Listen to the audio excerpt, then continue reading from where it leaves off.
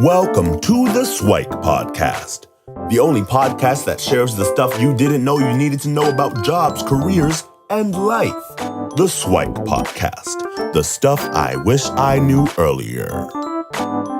Hi, everyone, and welcome to the SWIKE Stuff I Wish I Knew Earlier podcast. We're here with one of our guest co-hosts, Zilun, Zhao, and he comes to us with a background in journalism, in writing, and in English. So, Zilun, what are you up to now? And we'll go back in time and talk about you as a kid. So, what are you up to these days? Hi, Luki. Thank you for having me here at your SWIKE podcast. And so for those of you who don't know me, I'm Zilun, and nice to meet you all.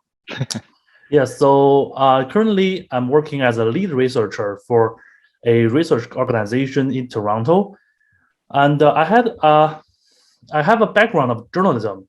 Mm-hmm. It was my favorite occupation and industry that I wanted to work in, because my father was an experienced journalist from China, and my uncle, so my dad's brother, is a writer-reporter at the Chinese national paper for almost 3 decades. So family was the earliest motive influence to me to get into writing industry. And it really passed me an attitude that many people maybe do possess, but a lot of people do not have, which is never give up.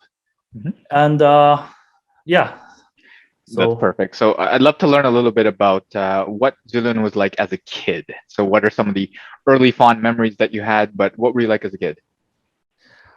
As a child, I was a very kind kid, and I was a good kid growing up. You know, my parents taught me how to behave and have a good manner, and all that kind of stuff.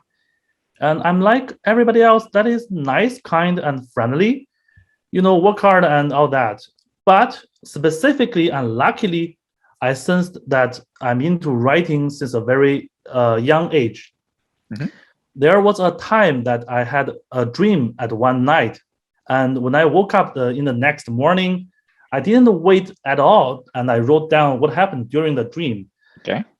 After that, I brought the story to my father, and he was really impressed with and recognized my writing ability. It was a fight or a war with alien or something, which I can't clearly remember now. But that was the first time that I found out that I really love writing as a passion, and potentially that dream ended up with what I've been doing for the rest 15, 20 years now. Cool. And do you still have the story somewhere or I don't know if you kept those records? I should have it in a notebook, in a kid's notebook, and I could look for it. Yeah, maybe you can pull it out and just add to it and turn it into more an adult story. But yeah, what were some of the other influences that you had growing up? So obviously your dad and your uncle were big ones, and you had kind of that writing there. What about some other interests or hobbies that were into, or was it just purely writing and you're only interested in writing? Well, writing is one of the biggest passions and interests for me. But I also have some other interests and hobbies. Like I love, English is my second language, but I always loved this beautiful language, and I feel this language is very beautiful. And and for the hobby side, I love swimming. I love watching soccer games, and sometimes play it by myself with friends. And so my parents always influenced me with their attitude, never give up, and the best or nothing. They told me for doing something, if you don't want to do it, just don't do it. But if you do want to do it, try your best. It's amazing. Definitely good words of advice. Can you walk us through a little bit about kind of the early writing days? So obviously you had the time where you wrote your story as a kid. How did kind of that interest in writing develop? Like, did you continue to write on a daily basis, or do you have like an English, a Chinese teacher that kind of influenced it, or what was the journey to writing like for you? Thanks for the question. That is a great question. So the early stage of my writing, it was my interest, with my incentive or motive, and my father really encouraged me to do this. And when I was turning like a teenager age, we had some high school assignments for writing. But of course, I could do it well, but I wasn't satisfied with the assignments, the school assignments. So I was reading blogs at those times. And one of the biggest and most famous writers at that time for me was Han, a Chinese writer. Okay. And he was really famous, and he was humorous, funny in his writing style. Okay. And so his writing style had a huge influence on my writing style. He's also critical. He's also critical thinking and writer.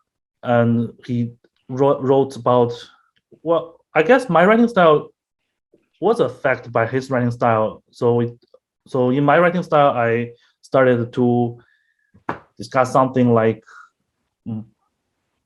more deeper topics, not like childish anymore, but more like an adult way of thinking. Sounds yeah. Good. And was most of the writing that you did, was it more kind of fiction writing or nonfiction, or what sort of things did you write? Most of the writing was not fiction, because I would call it creative nonfiction stories. Okay. Yeah. So that's a literary style of writing, and it's more like a reporting and investigative style. Okay. And but I do also have sometimes write fictional short stories, not like a novel or book, but short stories. Mm-hmm. Yes. And walk us through kind of that decision. So obviously growing up, you had writing in the background, and ultimately you have to choose to do a degree, kind of college or university. What was that decision like? Because, well, growing up Asian, the typical thing is like doctor, lawyer, accountant, engineer. But obviously you have like parents that are and family members that kind of set the path for you for writing. So how was that conversation? Was it pretty easy to get into journalism, or have those discussions with family, or was there more complexity to that? Yeah, that's right. So absolutely, I had a conversation with my parents, and excuse me, I know most students, international students or young immigrants from China, they would take business or accounting or computer science, not really much like a Bachelor of Arts or students. So, but I wanted to try something different. I wanted to try something unique, because I deeply believe that what makes me Zilun, and for who knows if I could possibly make a difference within the impression of Asian and other race, how they look at us. So I tried my best, and I tried really hard. I built a calendar that regularly keep writing and sometimes publishing articles, and that was a not professional, but almost a professional way of training myself and training the way of thinking and way of writing regularly, write and regularly publish. Yeah, and so your parents were pretty supportive of you in terms of going down the journalism path, and obviously you had some of the family ties, so it probably wasn't that hard. Walk us through like coming to Canada, because obviously you grew up in China, and then what was the journey to come to Canada to pick Centennial, and then ultimately to do a BA in media at the U of T. How did that happen? Yeah. So I grew up in a country where, first of all, there was one child policy, so I was the only one child in my family. Yep. And I don't have brothers or sisters, but I do have some cousins. So that's that. And when I was about entering university or college in China, so many people were choosing to study abroad. So just like them, I always wanted to take a look at the foreign countries, foreign culture, and North American life. So I applied to 2 countries, so the US and Canada. And finally, Canada took me. So I came here, and of course, I experienced some culture shock and at first, but luckily, things became well. the coming to Canada was a turning point of my life because this country really trained me, educated me on with the post-secondary education, and I'm grateful. I'm so grateful to this. Cool. And talk to us, if you can, a little bit about the culture shock, because I mean, some people hear that word, but people experience it in different ways. What was kind of the first thing that you remember, like, oh my gosh, this is totally different. I'm in an alien world, that sort of thing. What was that? The first few couple of culture shock experiences. Yeah. So, well, there are many culture shock experiences. For example, in China, we don't for example, if we go to grocery store or supermarket, we just buy the thing without paying another extra tax. Okay. I'm not against any tax or something, but I'm just throwing an example. Yep. And the way of lifestyle and the way of making new friends and even the way of learning at school are different. Okay. And for the first 2-3 years, and gradually it affects my psychological status, if you understand. Yep. And so I guess everybody who's from China or another country has to face this and overcome the difficulty. Yeah. And sometimes difficulty is a good part of life. It makes you grow up. So I'm grateful. So if we were to give folks that might come here a bit of a preview, so you mentioned like learning and making new friends is quite different. So let's talk about learning. How is learning different here versus where you were in China? Chinese education is famous for testing education, everything right. For the exam, the score. But after I came to Canada, I find the Canadian university education or college education is really focused on your ability overall, not just for exams, but also how do you feel your life satisfaction at the school, and how do you engage with professors, instructors, how do you communicate with your peers, classmates, and there are helps available to you if you ever need them. Right. So this isn't very possible in Chinese university. I guess because I've never been to a Chinese university, but in China, I mean, in high school, we don't have this for sure. Sure, for sure. And then, so for that, it sounds like, I mean, folks are very competitive. They need the marks. You need to be at the top of your class in order to do that. Wow. Here, it's a little bit different, where it's a little bit more kind of broad and not, well, testing and your assignments and your exams are one component of it, but kind of that holistic. That's why they have lots of campus events and different clubs and stuff like that for you to join as well. So yeah. Talk to us a little bit about making new friends. How is that different than what you experienced in China? Before I came to Canada, I thought making new friends, even making new friends with other races like white people or black people or anybody, literally anybody, would be easy. That was my guess. But the reality was like it wasn't that easy at first because of the language barrier and the culture shock. But everything becomes better gradually. After a certain period of time, you really settle down. You really feel the Canadian vibe, Canadian lifestyle, and you work hard at school and everything. So for me, it was just like after a certain period of time in 2014, all of a sudden I made more friends. So maybe that was why. What do you think was the turning point? Was it just like a matter of time and suddenly you were able to do it, or is it because you learned the language more, you understood the culture, and by having a combination of all those things, you were suddenly more able, or was there something different that might have helped you make those friends? Yeah, the turning point means that if I did not came to Canada, I would be still in China and with a different lifestyle. So I decided to immigrate to Canada and became a Canadian. So that I think that is a really major turning point in my life. And in terms of making friends, well, first of all, you gotta speak good enough English, Right.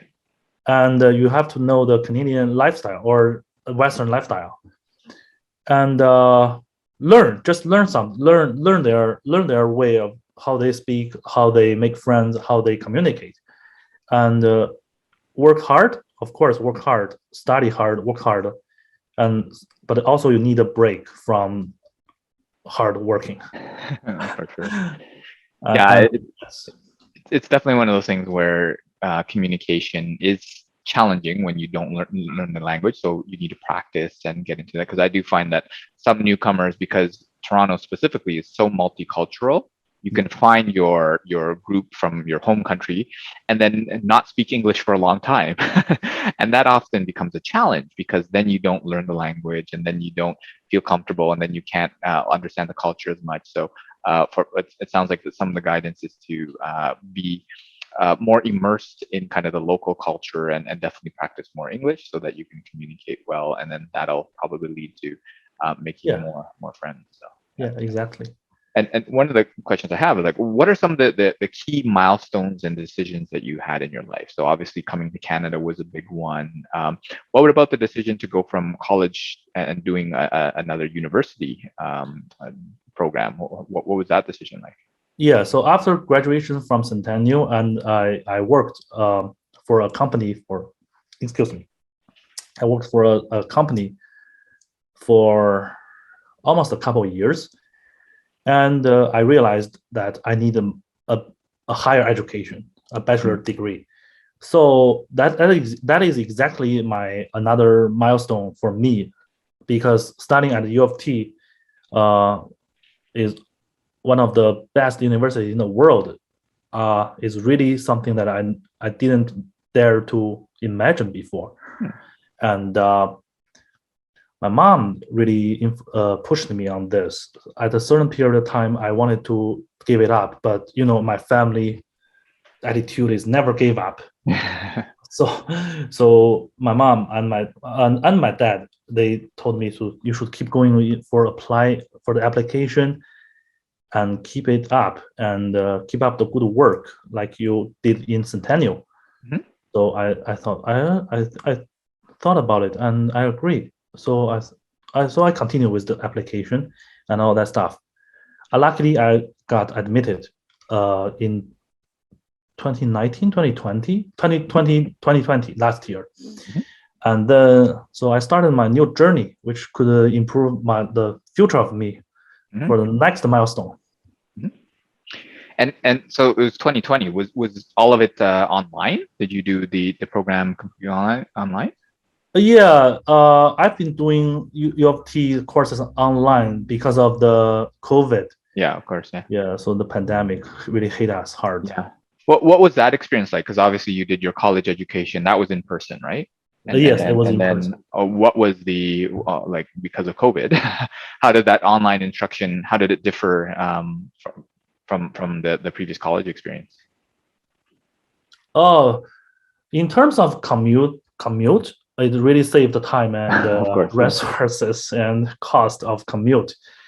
It's also more convenient for handing in assignments. You just upload it through Quirkus and hit submit, and the professor on the other end will see it. So everything is convenient.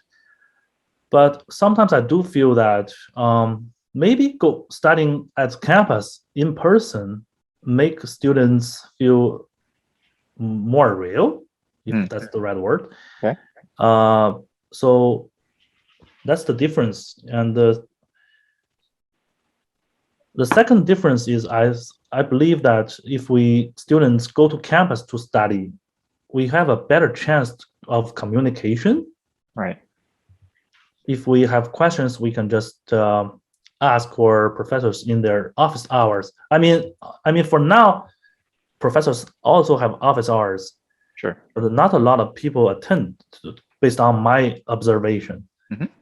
Yeah, so that's the two major differences I noticed. Yeah, and it's been challenging time for a lot of folks that have kind of the online programs. But I mean, for students in other parts of the world, they have to adapt to this Toronto time zone. So yeah, especially those who decide to move back to whatever their home country was, and then they have to work off of Eastern time zone or whatever time zone their university is, and that's always a challenge. So. Talk to us a little bit about the vlog that you started up, the vlog. How did that get started up? Right. So so thanks to a YouTuber in Canada, I watched his channel for a period of time, and he's a really cool photographer, YouTube videographer, and he's from Canada. And I followed his channel. And one day I started an idea. So why can't I try something? I've learned photography and how to make simple videos on my own. I mean in Centennial. So I just started doing it, and initially it was a bit hard. But the more times you've done something, the better you get. So today I have created around 10 episodes, and they're including intro and some mini doc and some carol stuff for preparing for the professional work in the future. Yes. Sounds good. So it sounds like that you're kind of on that road to become that famous journalist later on. You're making a brief stint in research. So tell us a little bit about how you got into a research role. Yeah, research. Yeah. 1 second. I have a notes here.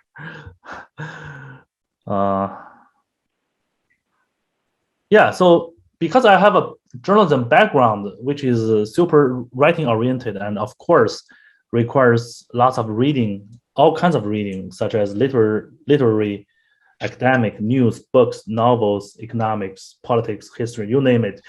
So with all these experience from my background, I gradually possess a qualification that, in my opinion, is quite important.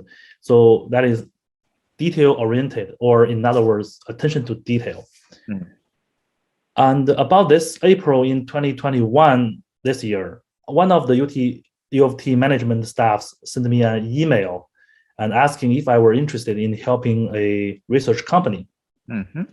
So I was glad, and after a careful consideration, I believe I do have all the qualifications or skills that are needed for this type of role. So I decided to join the research company and a very supportive team. Cool. Sounds like you're starting to leverage your kind of writing and reading skills and kind of that detail orientedness to kind of be where you are right now.